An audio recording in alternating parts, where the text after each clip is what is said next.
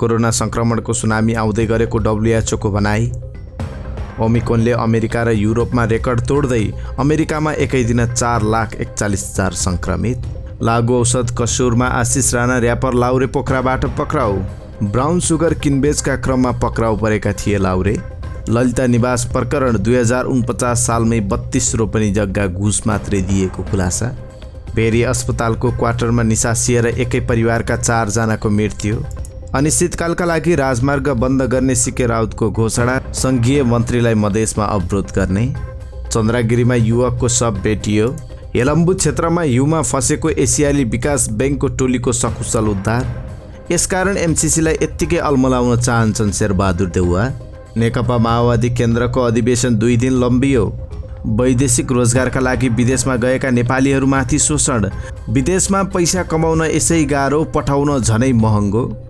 Banking कसुर मुद्दाबाट जोगिए कुमारी ब्याङ्कका कर्मचारी। आज सुदूरपश्चिम पहाडमा भूकम्पको धक्का। एसियन सेन्ट्रल जोन विजेता महिला भलिबल टोलीको भव्य स्वागत। र अन्तमा ओह्रालो लाग्यो सुन चाँदीको मूल्य। विश्व स्वास्थ्य संगठन डब्ल्युएचओले 2 भेरिएन्ट डेल्टा र ओमिक्रोन एकैपल्ट फैलँदा कोरोना संक्रमणले सुनामीको रूप लिने चेतावनी दिएको छ। संगठनका प्रमुख टेड्रोस ग्याब्रियसले अमेरिका र युरोपमा यी 2 भेरिएन्टको संक्रमण जसरी बढिरहेको छ त्यसलाई सुनामी भन्नुभएको छ। फ्रान्समा एकै दिन हिजो 2,08,000 संक्रमित थपिएका छन्, जुन अघिल्लो दिन 1,80,000 थियो। यस्तै अमेरिकामा पछिल्लो साताको रेकर्डले दैनिक 2,65,000 भन्दा बढी नयाँ बिरामीहरू थपिने देखाएको छ। अस्ट्रेलिया, पोल्यान्ड, डेनमार्क, पोर्चुगल र बेलायतमा पनि संक्रमितको दैनिक नयाँ रेकर्ड बनेको छ। औसतमा अहिले विश्वमा दैनिक 9 लाख बढी बिरामी थपिने गरेको तथ्याङ्क सार्वजनिक भएको छ। संक्रमणको गतिले यसै पनि थकित भइसकेका स्वास्थ्यकर्मीहरूमाथि थप दबाव बढाएको भन्दै ग्याब्रियसले कतै स्वास्थ्य प्रणालीले फेल हुने त होइन भन्ने त्रास बढेको बताउनुभयो।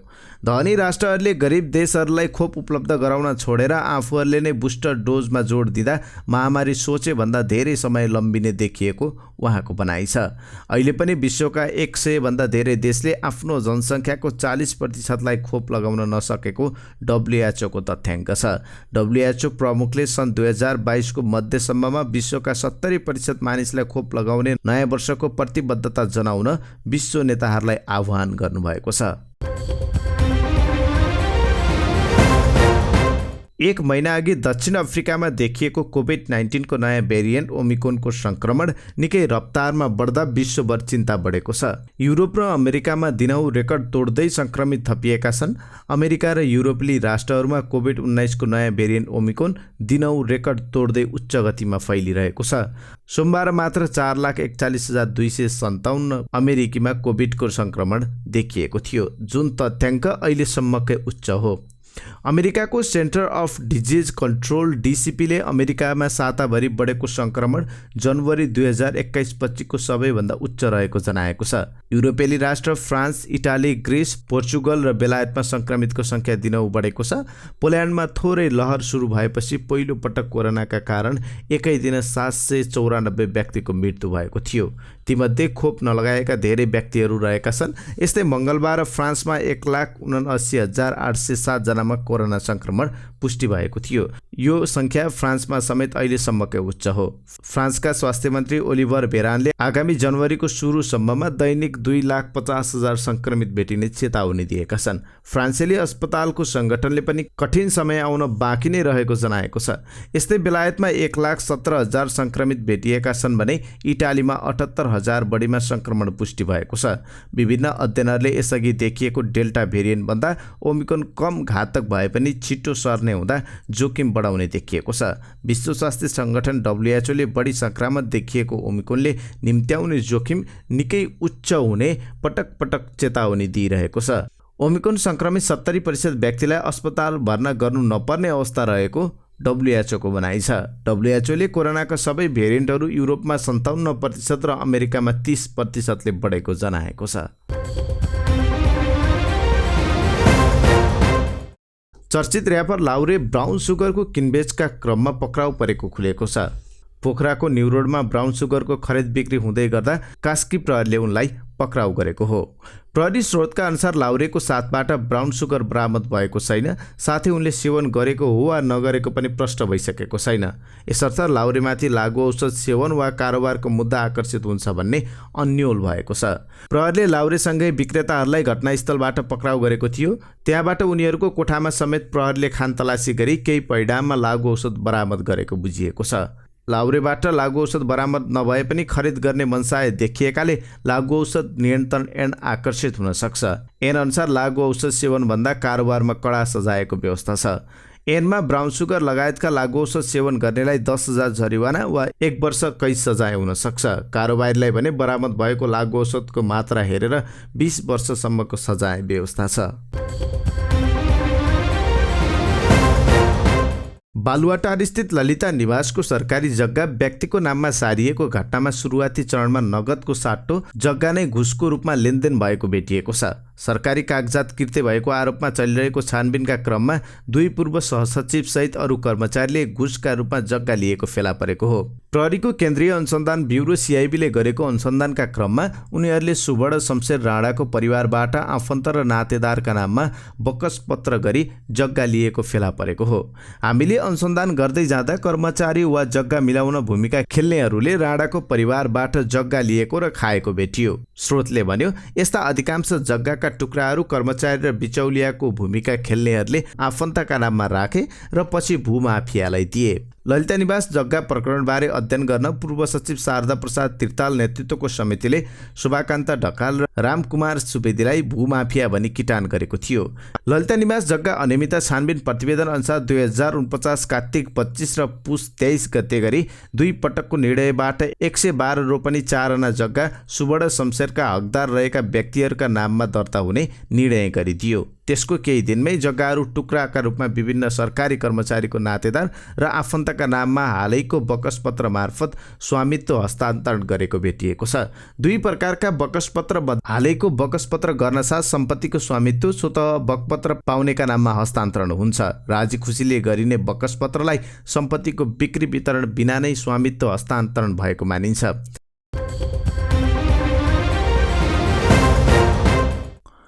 बाँकेको नेपालगञ्ज स्थित भेरी अस्पतालको क्वार्टरमा निसासिएर एकै परिवारका 4 जनाको मृत्यु भएको छ। अन्य 3 जनाको उपचार भइरहेको छ। अस्पतालको क्वार्टरमा बसेका कार्यालय सहयोगी धनप्रसाद भट्टराई र उनका परिवारका सदस्यहरूको मृत्यु भएको हो। मृत्यु हुनेमा कालीकोटको खडा चक्र घर भएका धनप्रसाद भट्टराई, धनप्रसादकी आमा कोकिला भट्टराई, दिदी नन्दकली र उनका 3 महिनाको छोरा इप्सन भट्टराईको मृत्यु भएको प्रमुख जिल्ला अधिकारी सूर्य बहादुर खत्रीले जानकारी दिनुभएको छ। धनप्रसादकी श्रीमती सुशीला, 3 वर्षीय छोरा विवश र भाइ नरेन्द्र भट्टराईको भेरी अस्पतालमा उपचार भइरहेको छ। श्रीमती सुशीला होसमै रहे पनि विवश र नरेन्द्रको अवस्था गम्भीर रहेको जिल्ला प्रहरी कार्यालय बाँकेका इन्सपेक्टर खिमबहादुर घरती मगरले जानकारी दिनुभयो। परिवारका 7 जना सदस्य अस्पताल परिसरमै रहेको क्वार्टरको एउटा कोठामा सुतेका थिए। आज बिहान अबेरसम्म पनि ढोका नखुलेपछि प्रहरीको टोली पुगेर ढोका खोल्दा सबै बेहोस अवस्थामा भेटिएका थिए। त्यसपछि उनीहरूलाई अस्पताल उपचार गर्न लगिएको थियो। उपचारको क्रममा 4 जनाको मृत्यु भएको प्रहरीले जनाएको छ। उनीहरू सुतेको कोठाभित्र न्यानो बनाउन टिनको बट्टामा आगो बालेर राखेको पाइएको छ। झ्याल ढोका बन्द भएकाले उनीहरूको निसासिएर मृत्यु भएको हुन सक्ने प्रारम्भिक अनुमान प्रहरीले गरेको छ। यद्यपि मृत्युको वास्तविक कारण भने पोस्टमार्टम रिपोर्ट आएपछि मात्रै पत्ता लाग्ने इन्सपेक्टर घरती मगरले बताउनुभयो। किसानको मुद्दा बोकेर आन्दोलनरत जनमत पार्टीले आजदेखि पूर्व पश्चिम राजमार्ग अनिश्चितकाल बन्दको घोषणा गरेको छ। पार्टी अध्यक्ष सीके राउतले बुधबार अबेर राति विज्ञप्ति जारी गरेर पुस 15 गतेदेखि पूर्व पश्चिम राजमार्ग दिउँसोको समयमा अनिश्चितकालका लागि बन्द र मधेसका जिल्लामा हुने सङ्घीय मन्त्रीहरूको कार्यक्रममा विरोध गर्ने जनाएका हुन्। किसान आन्दोलनका 7 बुँदामध्ये कुनै पनि माग पूरा गर्न नसकेकाले थप आन्दोलनको कार्यक्रम सार्वजनिक गरेको उनले उल्लेख गरेका छन्। मन्त्री स्तरीय उच्च स्तरीय वार्ता समिति गठन नगरेको र किसान आन्दोलनको ज्ञापन पत्र लिन समेत प्रधानमन्त्री तथा मन्त्री परिषदको कार्यालयले अस्वीकार गरेर अहङ्कार प्रदर्शन गरेको अध्यक्ष रावतले आरोप लगाएका छन्। यस्तै आन्दोलनकारीमाथि व्यापक बल प्रयोग गरेको, दर्जनौं राउन्ड असुर ग्यास चलाएको, आन्दोलनकारीहरूको अङ्गभङ्ग हुने गरी कुटपिट गरेको, किसानमाथि ज्यादती गरेको र झुटा मुद्दा लगाएको पनि उनको आरोप छ। जनमत पार्टीले सिराहाको औराई गाउँपालिकाले आफ्नो भण्डार कक्षबाट गहुँको बिउ लुटेको आरोपमा 4 किसानमाथि आपराधिक उपद्रव सम्बन्धी मुद्दा दर्ता गराएको र तीमध्ये मिथिलेव यादव पक्राउ परेपछि पुस 9 गतेबाट जनमत पार्टीले आन्दोलन सुरु गरेको थियो। किसान यादव 2 दिन अगाडि नै रिहा भइसकेका छन्, तर उक्त पार्टीले अन्य माग पूरा नभएको भन्दै आन्दोलनलाई थप सशक्त पार्दै मधेसभर फैलाएको छ। काठमाडौँको चन्द्रगिरी नगरपालिका स्थित सडकमा युवकको शव फेला परेको छ। वडा नम्बर 4 स्थित तितलाङ जाने सडकमा 30 वर्षीय सुजन लामाको शव भेटिएको प्रहरी परिसर काठमाडौँका एसपी दिनेश राज मैनालीले जानकारी दिनुभयो। अहिले एसपी मैनाली नेतृत्वको टोली र अपराध महाशाखाको टोली घटनास्थलमा पुगेको छ। शवको फोरेन्सिक जाँचका लागि चिकित्सकको टोली पनि घटनास्थल पुगेको एसपी मैनालीले बताउनु भएको छ। सिन्धुपाल्चोकको हेलम्बु क्षेत्रमा हिउँमा फँसेका एसियाली विकास बैंक एडिबीको टोलीको स्थानीय प्रशासनले सकुशल उद्धार गरेको छ। एडिबीले टोलीलाई आज बिहान श्री एयरलाइन्सको हेलिकप्टर मार्फत सकुशल उद्धार गरिएको हो। प्रहरीका अनुसार चिसोका कारण स्वास्थ्यमा सामान्य देखिएका 5 जनालाई काठमाडौँ ल्याइएको छ। स्थानीय पथ प्रदर्शक सहित अन्य 10 जनालाई भने उद्धार गरेर सुरक्षित राखिएको पनि प्रहरीले जनाएको छ। एडिबीको विशेषज्ञ टोली पहिरोबारे अध्ययन गर्न केही दिन अगाडि मेलम्ची खोलाको उद्गम स्थल पुगेको थियो। मेलम्चीको उद्गम स्थल 2600 मिटर उचाइमा रहेको र त्यहाँ हिउँ पर्न थालेपछि उनीहरू बस्दै आएको टेन्ट हिउँ पहिरोले बगाएपछि रातभर ओडारमा बस्नु परेको उनीहरूले बताएका छन्। गत असारमा आएको बाढी र पहिरोले सिन्धुपाल्चोकको मेलम्ची र हेलम्बु क्षेत्रमा ठूलो धनजनको क्षति गरेको थियो। मेलम्ची खानेपानी आयोजनामा पनि पहिरोले क्षति पुर्याएको थियो। एडिबी मेलम्ची खानेपानी आयोजनाको प्रमुख ऋणदाता समेत रहेको छ। गत असारमा पहिरो गएपछि त्यहाँको भौगोलिक अवस्था अध्ययनका लागि एडिबीको टोली केही दिन अगाडि त्यता गएको थियो। प्रधानमन्त्री शेरबहादुर देउवा यति बेला जता गए पनि अमेरिकी सहयोग सम्बन्धी परियोजना एमसीसी बारे बोल्न थालेका छन् र उनको जोड सकेसम्म पारित गरिहाल्नुपर्छ भन्ने देखिन्छ। तर के उनी एक्लै वा उनको पार्टीले मात्र यो सम्भव छ त? अवश्य छैन। यसो हो भने माओवादी केन्द्रका अध्यक्ष पुष्पकमल दाहाल प्रचण्ड र नेकपा समाजवादीका अध्यक्ष माधव कुमार नेपालले साथ दिएनन्। एमसीसी पास गर्न भने सत्ता गठबन्धन तोड्न देउवा तयार भएका छन् त?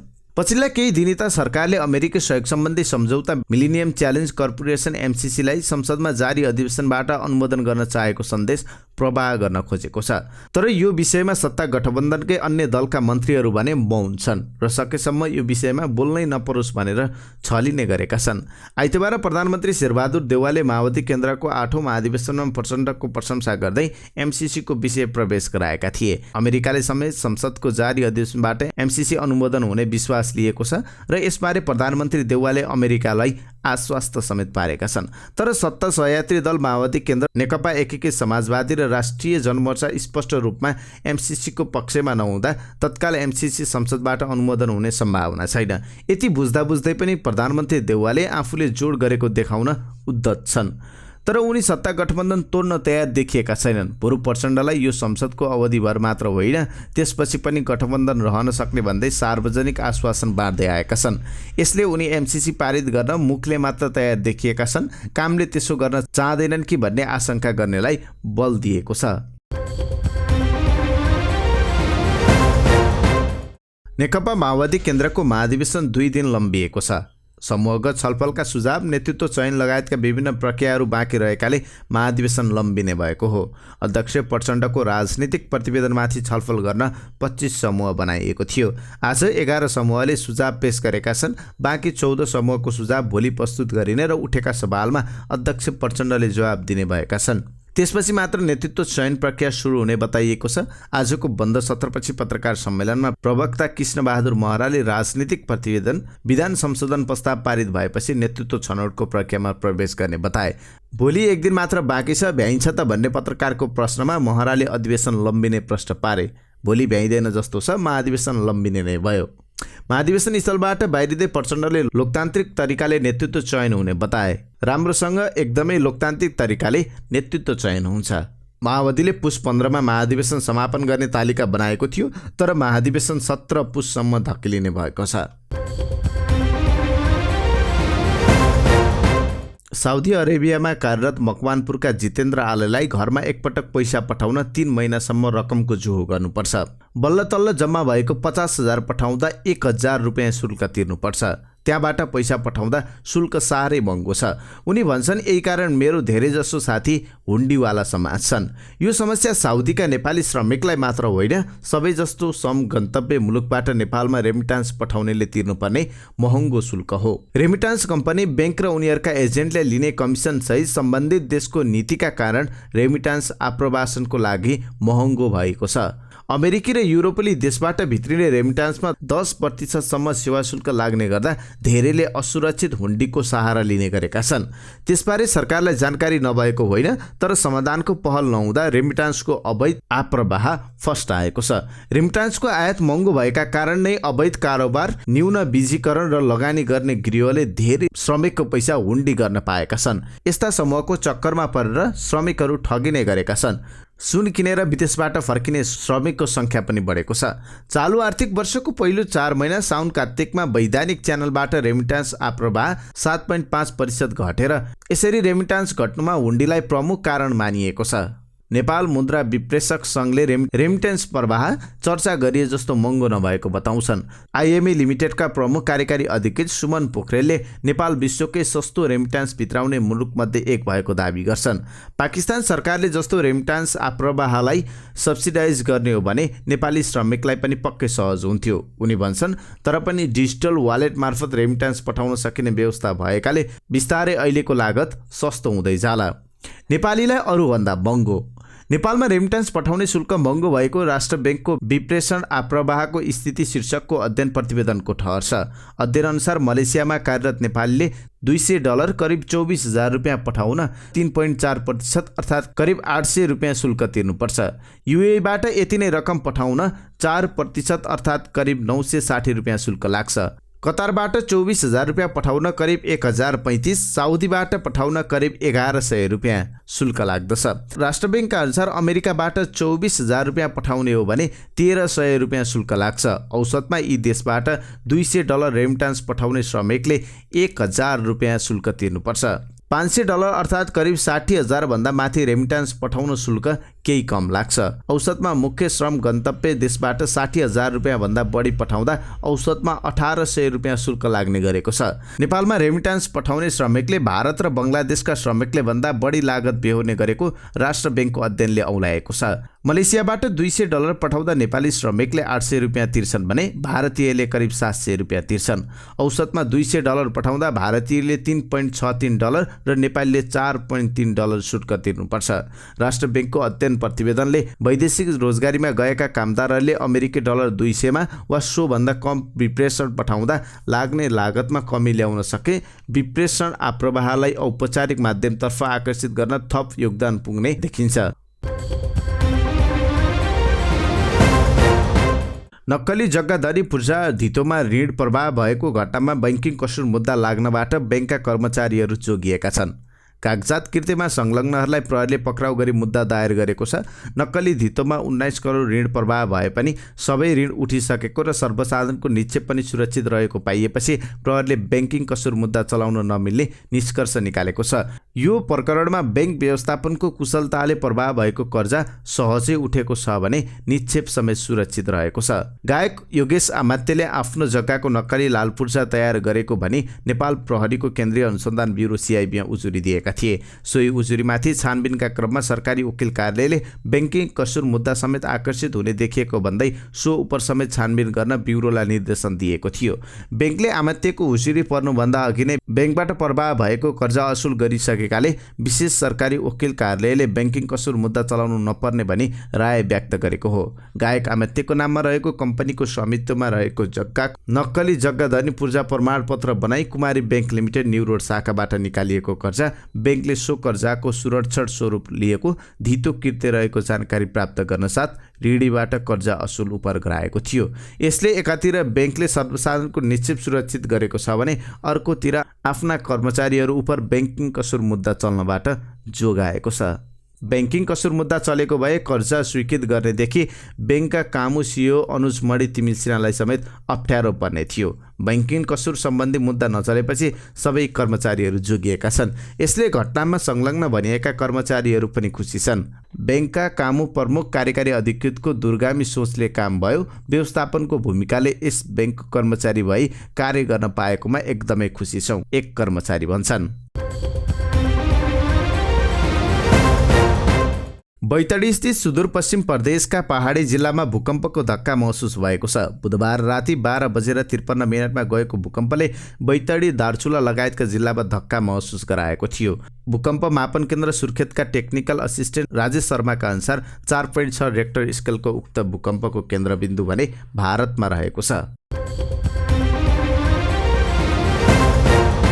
बङ्गलादेशमा सम्पन्न एसियन सेन्ट्रल जोनको विजेता बनेको महिला भलिबल टिम स्वदेश फर्किएको छ। लगातार दोस्रो पटक च्याम्पियन बनेको टोलीलाई त्रिभुवन विमानस्थलमा भव्य स्वागत गरिएको थियो।